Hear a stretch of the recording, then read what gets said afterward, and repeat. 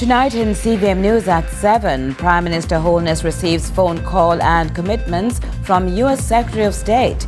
Vibes cartel slapped with no-show lawsuit in TNT Promoter. 66-year-old farmer charged in Manchester bar shooting. In international news, protest against ICE continues in Minneapolis. For Inspire Jamaica, more from an educator who started reading late in school and his plans to assist even more slow learners. While in sports, Nicola Fuller's goal secures Reggae Boys' victory against Grenada.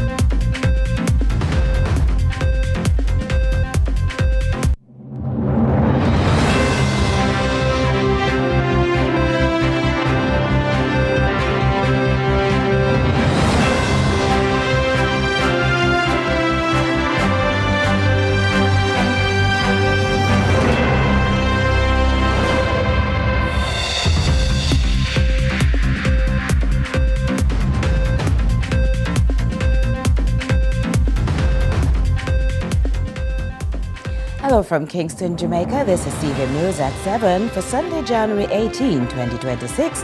I'm Caroline Brown. Thanks so much for joining us. A Manchester farmer is facing serious charges following a confrontation at a bar in Mandeville that ended with another man shot and injured. The police say the incident stemmed from an argument between the two men, which escalated. The 66-year-old farmer has since been charged in relation to the January 6th shooting, as investigators continue to piece together the circumstances surrounding the reported violent outcome. Event promoter Jacko Entertainment has launched a civil lawsuit against dancehall superstar Vibes Cartel, accusing him of breaching his contract and causing significant financial losses by failing to perform at the much-anticipated One Caribbean Music Festival in Port of Spain last May. Now, the High Court claims seeks over 7.3 million Trinidad and Tobago dollars in damages and the recovery of more than $1.1 million paid in advance, alleging the artist's last-minute cancellation dealt reputational and economic harm to organizers and ticket holders alike. The police in St. Elizabeth have intensified their efforts to disrupt illegal weapons possession after seizing more than 100 assorted rounds of ammunition and 2 firearms during a pre-dawn operation in Santa Cruz on Saturday. 2 individuals were taken into custody in connection with the find as law enforcement continues to target gun-related crimes in the parish.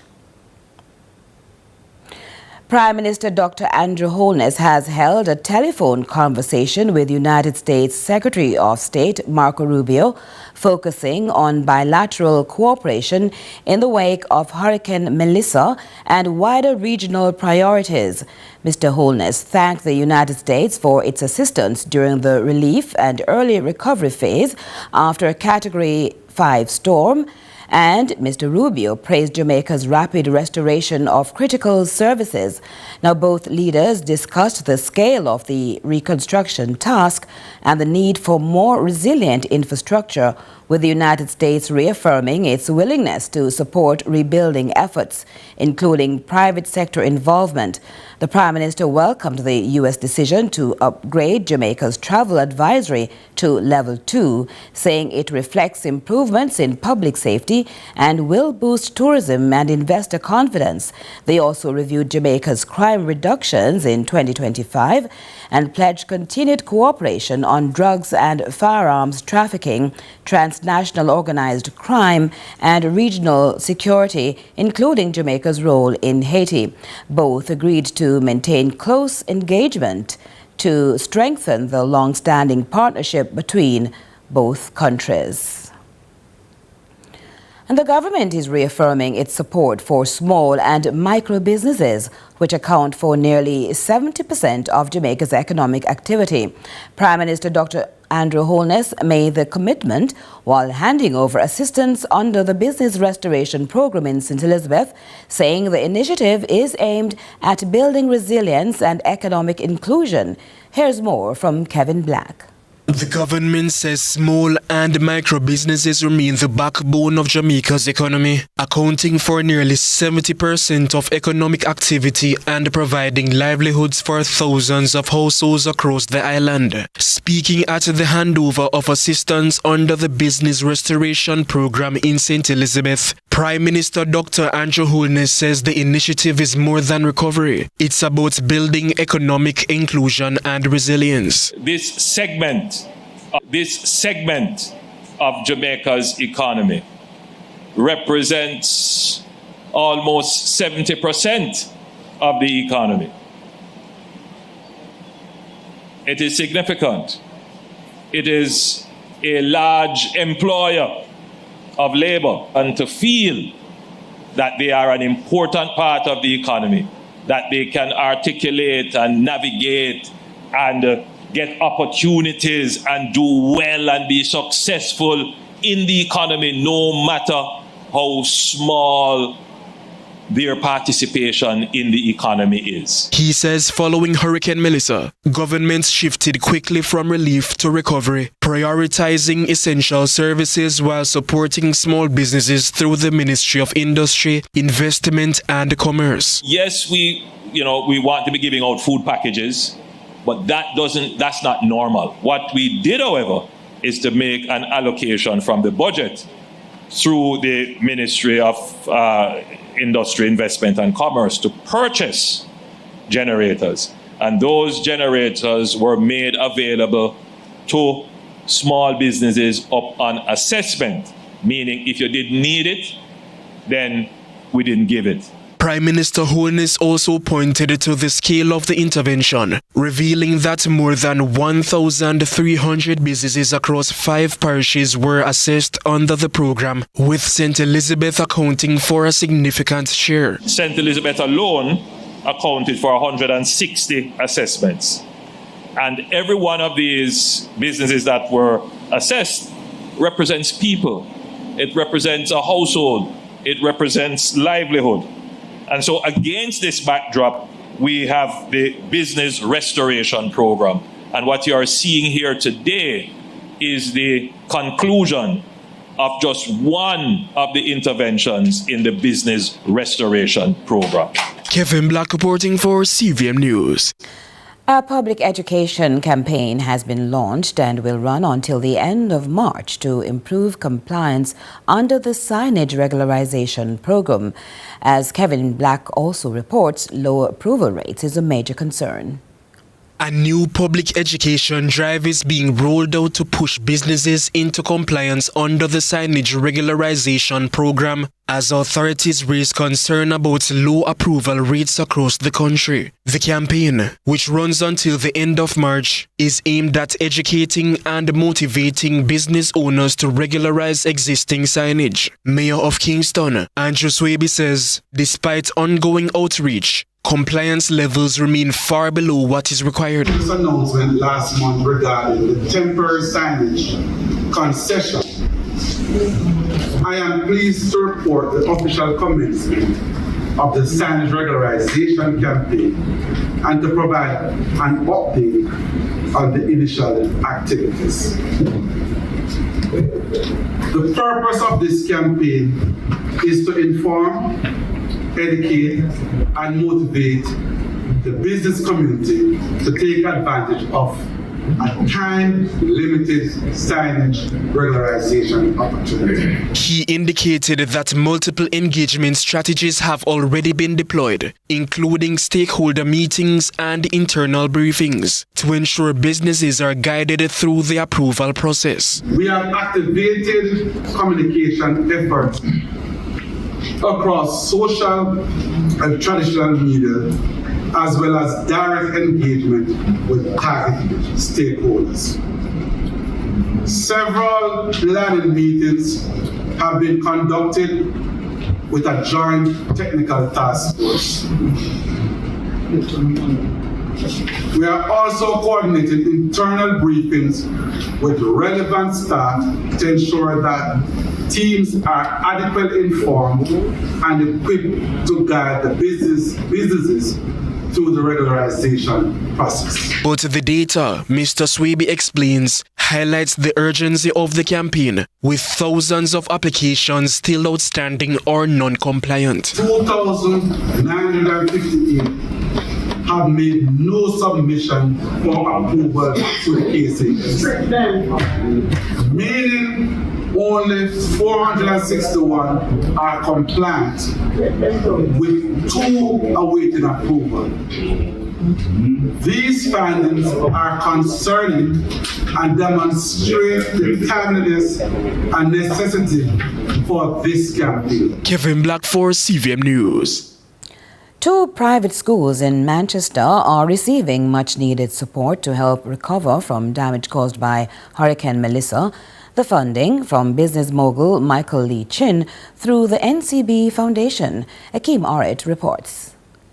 In the wake of Hurricane Melissa, 2 private educational institutions in Manchester are getting a financial boost to aid in their recovery efforts. The NCB Foundation, in partnership with the Global Empowerment Mission Foundation, has provided financial assistance to Sacred Heart Academic Preparatory and Knox Junior School. Chairman of the National Commercial Bank, Michael Lee Chin, donated $500,000 to Sacred Heart Academic Preparatory under the Grant-A-Wish program. Additionally, through the Building a Better Jamaica initiative, in partnership with the GEM Foundation and others, $8 million was donated to support restoration efforts. Mr. Lee Chin says, while much attention is often placed on public institutions, private schools, especially those in rural communities, also require support. Private schools are not funded by the government in terms of the rehabilitation. So they need private industry to donate. Secondly, Melissa is now 2 months old. 2 months old. So it's easy to forget when we are in Kingston that a lot of refuse from Melissa is still behind. Principal of Sacred Heart Academic Preparatory, Sophia Jackson, says the institution suffered significant damage during the hurricane, particularly to its roofing. She adds the funds provided by NCB and its partners will go a far way in restoring the school and ensuring students return to a safe learning environment. We have 4 classrooms that's displaced initially, plus the kinders that I had to displace to make room for the other students to go into their classrooms. So I have some overcrowding in my kinders, and my kinders are used to being able to run around, and they don't have space to run around right now inside their classrooms. Our canteen was completely damaged. Every morning we come in, I get here at 6:15 just so I can mop out so that we could get to mop out the canteen so we could cook for our students. Elsewhere in the parish, $500,000 was also donated to Knox Junior School. The school's principal, Constance Malcolm, in expressing gratitude for the contribution, notes support is still needed beyond hurricane-related repairs. Right now, I need a hall, because if the Lord didn't hold up the rain, I don't know where I would put everybody. Our play field needs to be refurbished. It's not user-friendly, so if you came a little earlier, you see all the children running around the place because they themselves don't want to go up there. And last, but by no means least, the car park that you all park on is supposed to be a multi-purpose court, but it has been so scoured over the years, it is no longer safe. Mr. Michael Lee Chin says NCB remains steadfast in its mission to uplift communities and invest in education as part of building a better Jamaica. Sections of Jamaica need this type of help and at the same time attention, so that other people can realize, because when we who live in Kingston, if we're far from it, it's not top of mind. So we just want to keep this top of mind, that there's a lot of work yet to be done, still to be done, and that's why we're here today. The donations form part of ongoing efforts by the NCB Foundation and its partners to strengthen resilience and support education across Jamaica's rural communities. Reporting for CVM News, I'm Akeem Art. Founder of True Fun Play Party Zone in Drax Hall, St. Anne, Kimona Myrie, wants more adults to acknowledge children deserve spaces to learn, grow and feel safe. Crystal Williams has more. Imagine a place where children's laughter fills the air, where every corner sparks curiosity, and where confidence is built one playful step at a time. That dream now stands tall in Drax Hall. But what does it take to transform this dream into reality? For Kimona Myrie, the answer was motherhood, determination, and the desire to give back. As her mother, I became very aware that in St. Anne and the surrounding areas, there were very few safe indoor, well, not few, any at all, indoor spaces where children could freely run, explore, and be toddlers.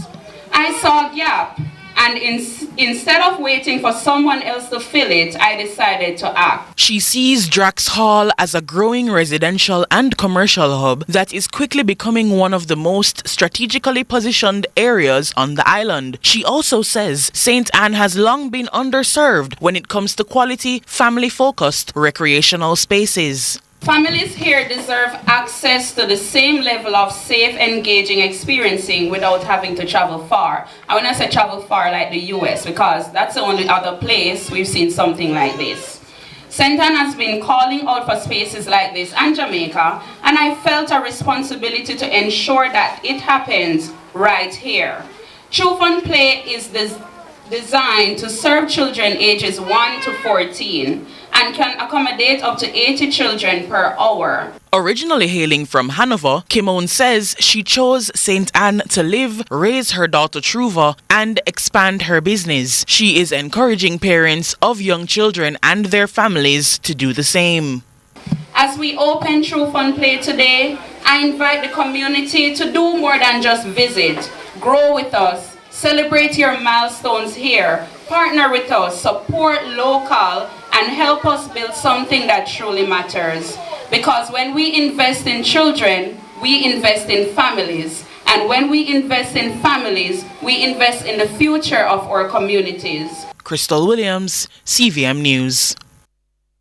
We'll have lots more for you right after this.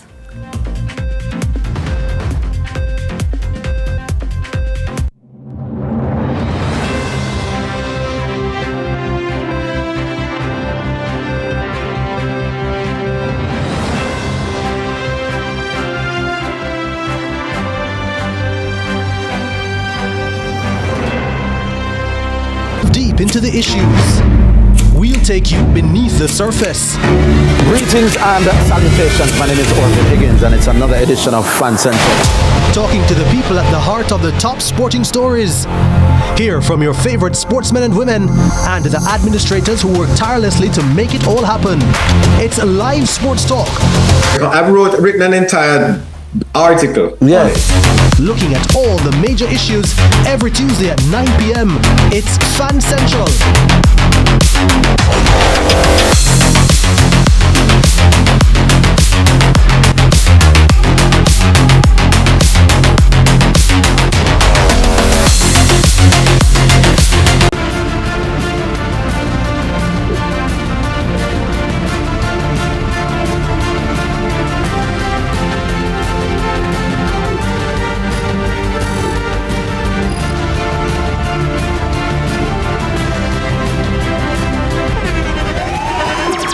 The internationally acclaimed On Stage with Winfred Williams. At a new time, Saturdays at 8 p.m. on CVM TV. So much more than...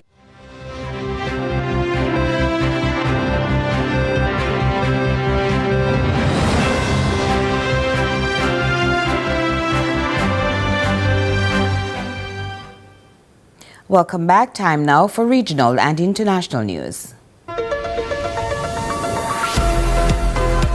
We begin with news in the region. In St. Lucia, homicide levels fell to their lowest since 2020 in 2025, with police crediting sustained investigative efforts and targeted operations they plan to intensify going forward in 2026. DBS TV News has the latest. The Royal St. Lucia Police Force is reporting a reduction in homicides, marking 2025 as the lowest year for deadly violence in the past 5 years. The update was delivered during a police press conference held on January 15th, where senior officers outlined progress in crime fighting and case resolution. Police statistics show a total of 70 homicides recorded for 2025, of which 68 were classified as murders, 1 was police-related, and 1 remains unassigned. Of these cases, 24 have been fully resolved, with suspects arrested and charged, while 6 additional cases are considered close to resolution, with investigations substantially complete and arrests described as imminent. Island-wide, we would have recorded 70 homicides for 2025.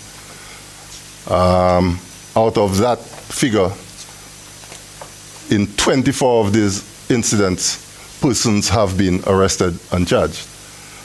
Additionally, I want to say that we have all but solved a further 6 of these 70 homicides.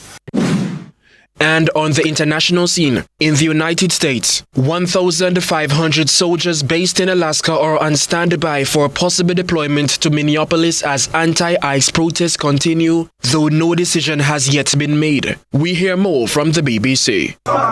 This is a city in defiance. The nightly reality now live streamed from Minneapolis, scarred by tragedy, resisting Donald Trump's deportation drive. Cars arrive the demonstrators believe belong to ICE agents. Well, the police are moving forward now towards the protesters here. They've warned them to get off here. Here they come forward. These streets are now the clash of wills between a Republican president pushing the boundaries of his power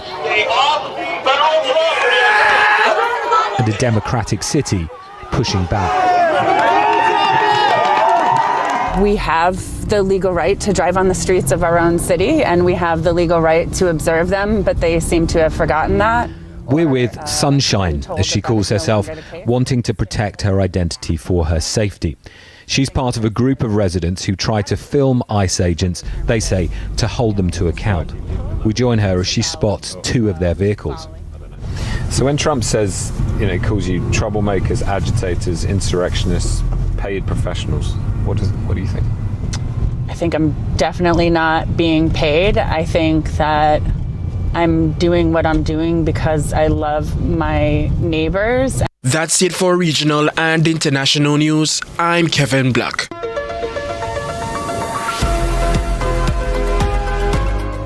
We'll continue with Inspire Jamaica right after this.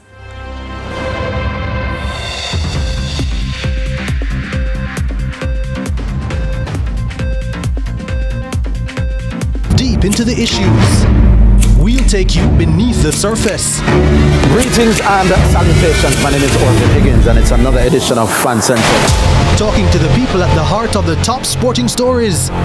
Hear from your favorite sportsmen and women and the administrators who work tirelessly to make it all happen. It's a live sports talk. I've written an entire article. Yeah. Looking at all the major issues every Tuesday at 9 p.m. It's Fan Central.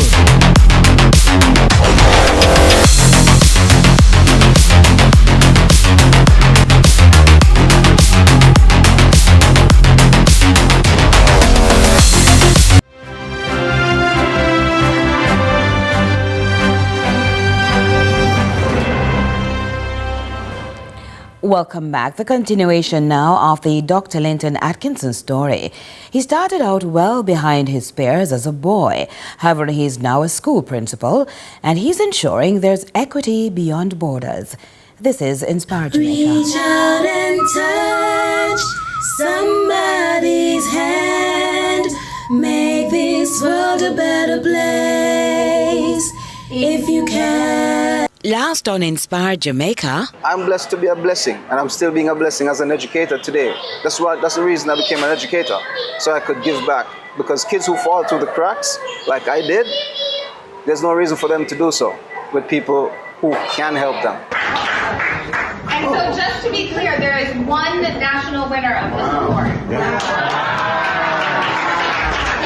The insults from not learning to read even at age 10, saved by one teacher, has been propelling Dr. Linton Atkinson to meet students exactly where they are and improve their ability through personalized instructions.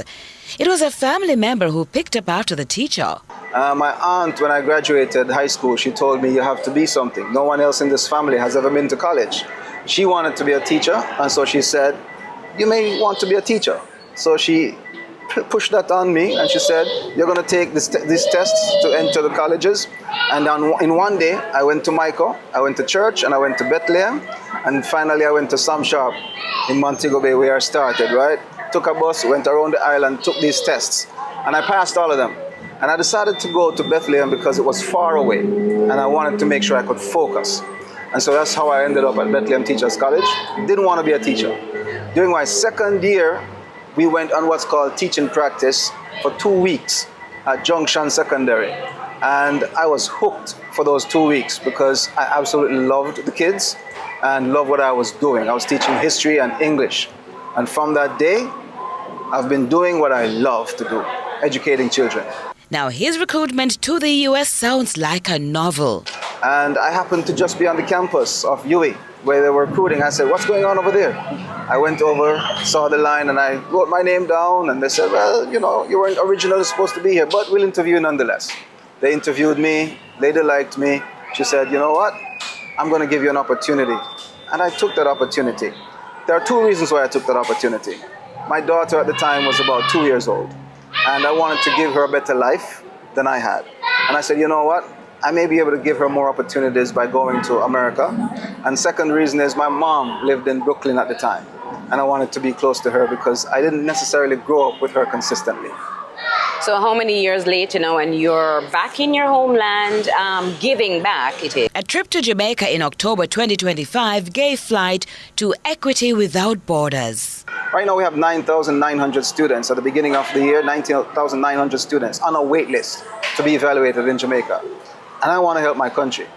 Now I found out there are students who were waiting for 2 years to be evaluated. Sometimes they would go to the center and be turned back because they didn't have enough people. They have one psychologist there and one social worker, and then they have some interns. But having 4 psychologists on campus yesterday, 4 social workers on campus yesterday, we were able to evaluate 19 students over 2 days. Now the center usually does 30 students within a month. We did 19 over 2 days.